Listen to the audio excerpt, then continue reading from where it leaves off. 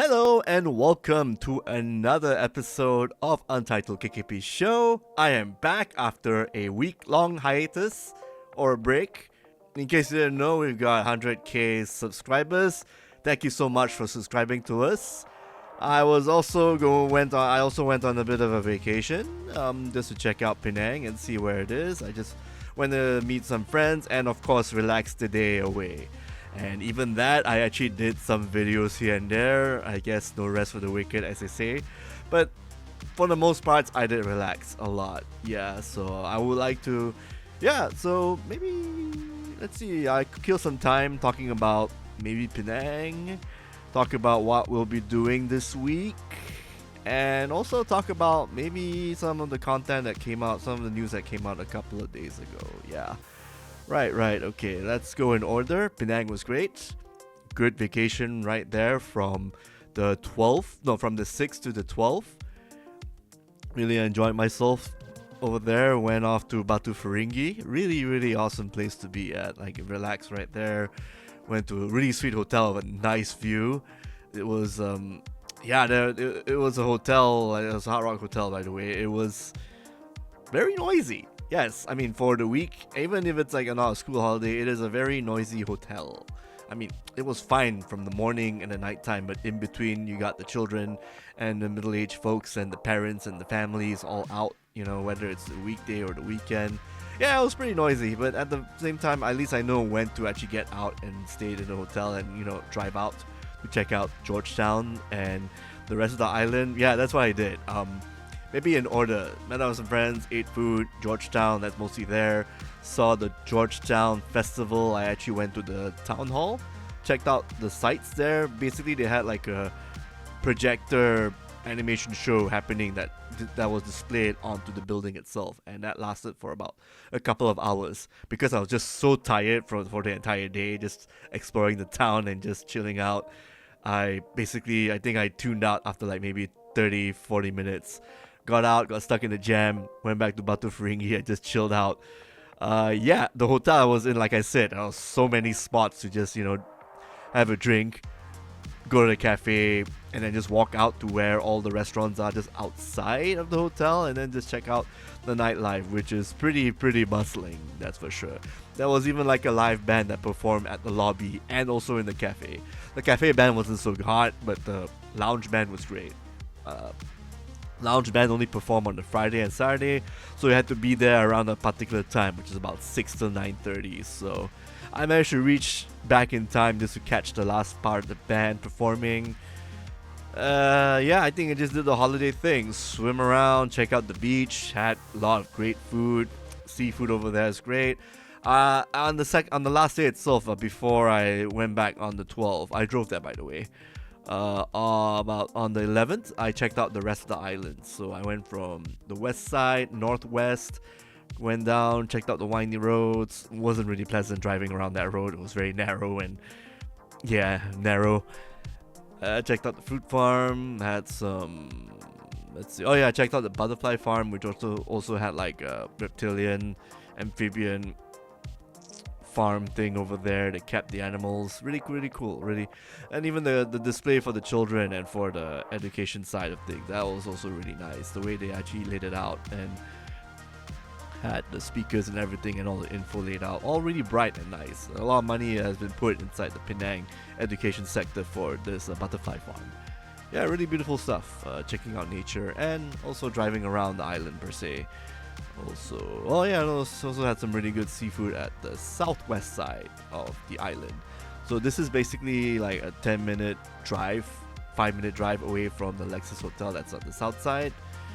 Basically where the airport is. And then, the seafood's great. I mean, even I didn't have that much because I was just one person in the end exploring the island. But whatever I managed to eat on my own time, it was good. It was really good stuff. Yeah.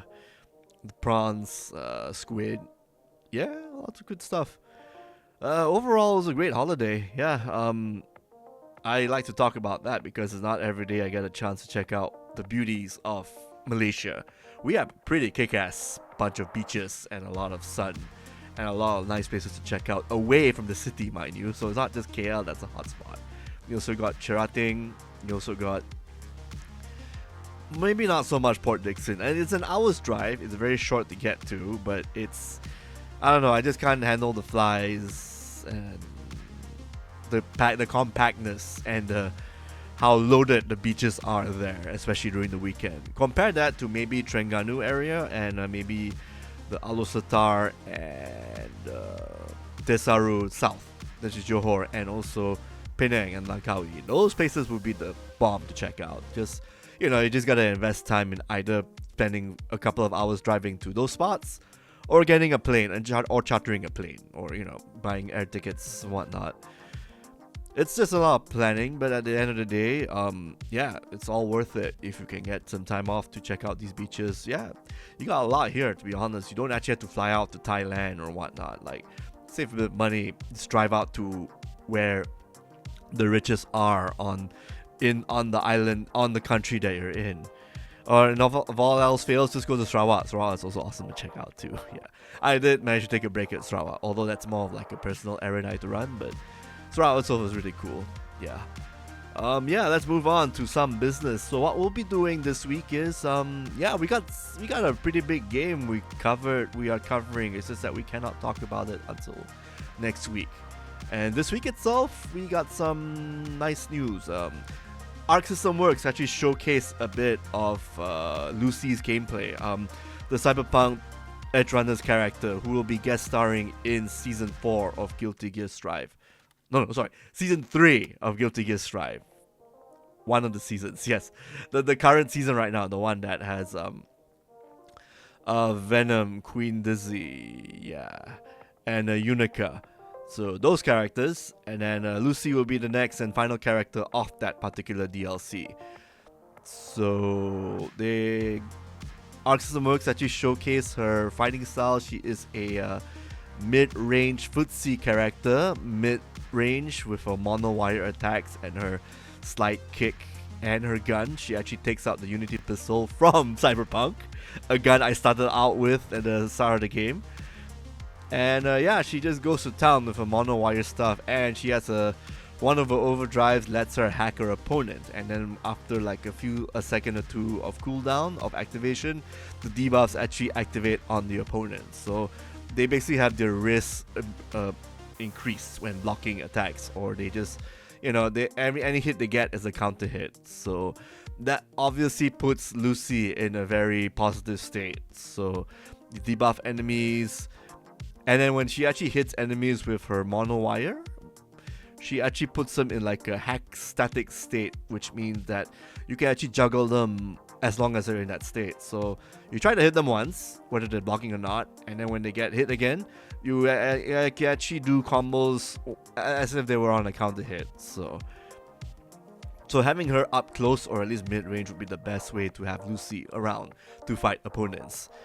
And yeah, her actual other overdrive, basically she just shocks you with her overloading hack thing, and then if your opponent is at like 10% health, I believe 10%, it'll trigger a cutscene, which is basically the insta-kill kind of thing that Guilty Gear had in Xrd and back in the day, but implemented from a super. So when the overdrive hits, opponents at the full health bar, they're okay, and then when they're at 10%, you trigger the cutscene and it's an instant kill.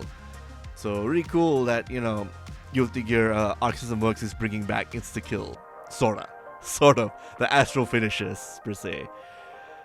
Yeah, and then they're also bringing in some of the tracks from Cyberpunk 2077, including I Want to Stay at Your House, the very popular theme from Edgerunners. I think there'll be 4 or 5 others as well coming in that you can select in the game. And yeah, that's pretty much a showcase. A lot of gameplay here and there. They even had like a Japanese video showcase on yesterday, on a Sunday, and they had one of the top players from Japan. Forgot his name. Fujimoto Ka.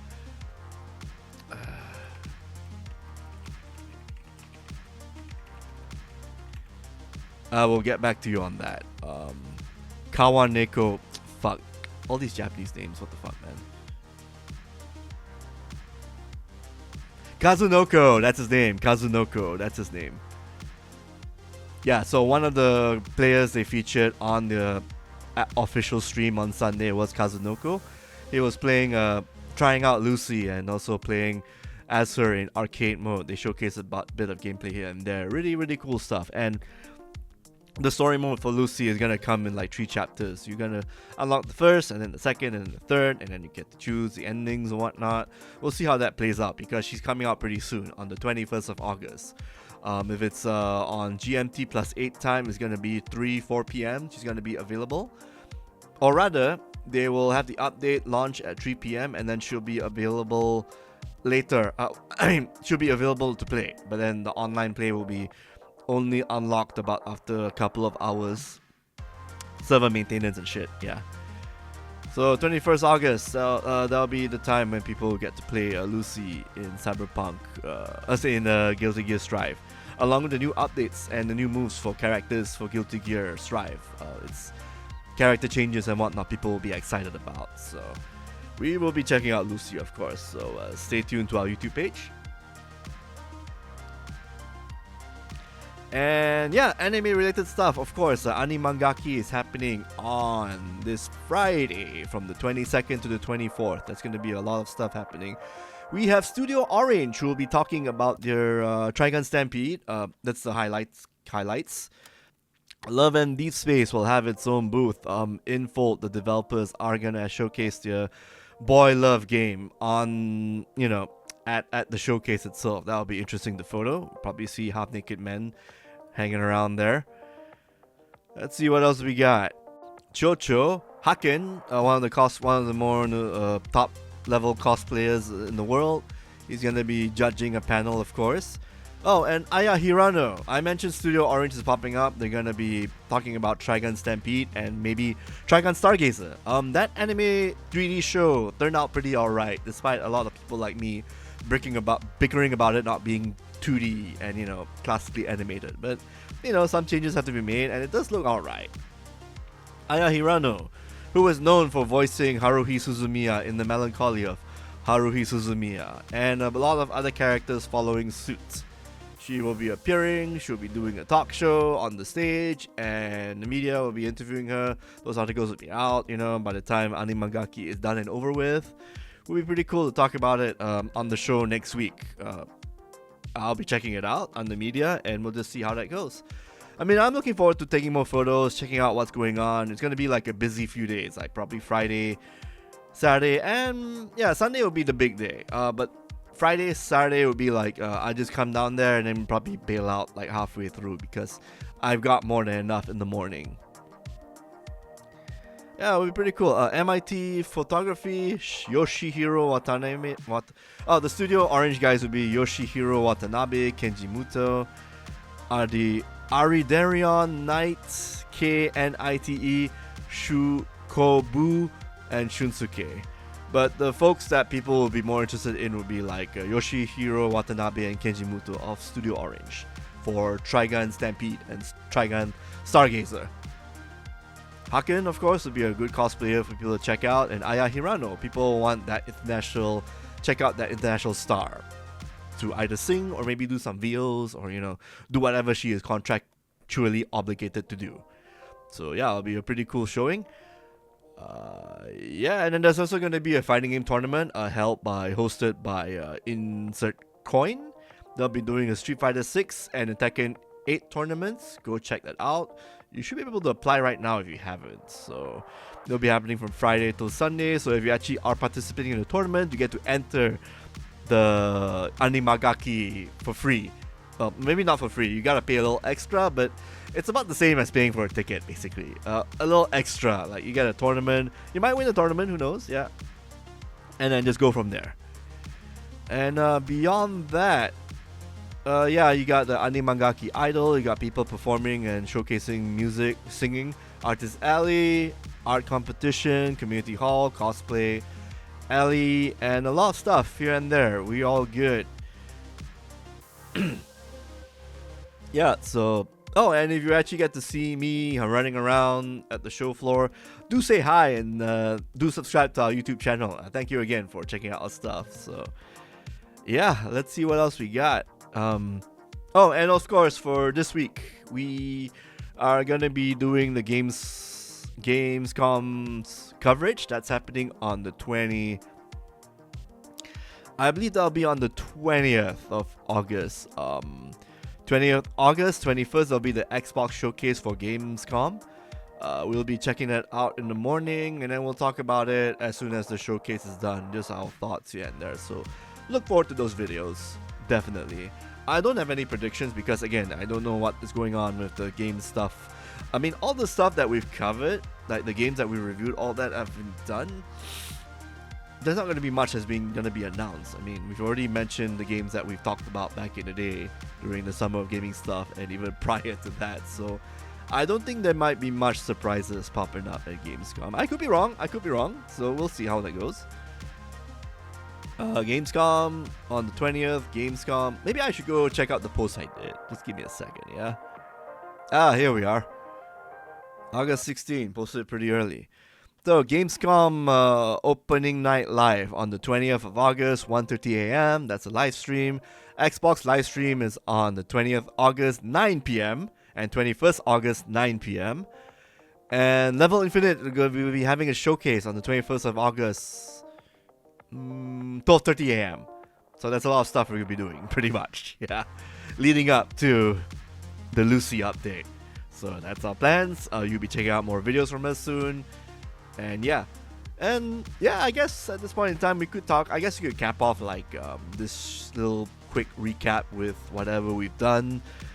Like, I mean, with the whole Lucy thing happening from Cyberpunk into Guilty Gear Strive, I guess we could talk about some of our favorite guest characters. I guess we got Link, Heihachi, and Spawn in Soul Calibur 2. Yeah, the good old days when these characters start popping up. Tekken 3, we had Gon from the comics popping up. Not Gon Freeze from Hunter x Hunter. Gon, the little dinosaur that with the headbutt and shit. Like the shortest character to fight as. I guess my other favorite or infamous selection would be Yoda from It's Soul Calibur 4. Like, what the fuck is up with that, guys? I mean, yes, we have the Force Unleashed Edgelord and Darth Vader, and then we have Yoda. Yoda would be like the more controversial character pick because he is so short, he's really hard to hit. Gotta do a lot of attacks with this guy, so he's clearly banned in tournaments. Soul Calibur 5 or 6, we had other guest characters. 5, we had Ezio Auditore. And then I guess part 6, we had The Witcher, Geralt in part 6. Was he? Yeah, him. We had a Nier. Sorry. We had a 2B from Nier Automata, and we got Haomaru from Samurai Showdown.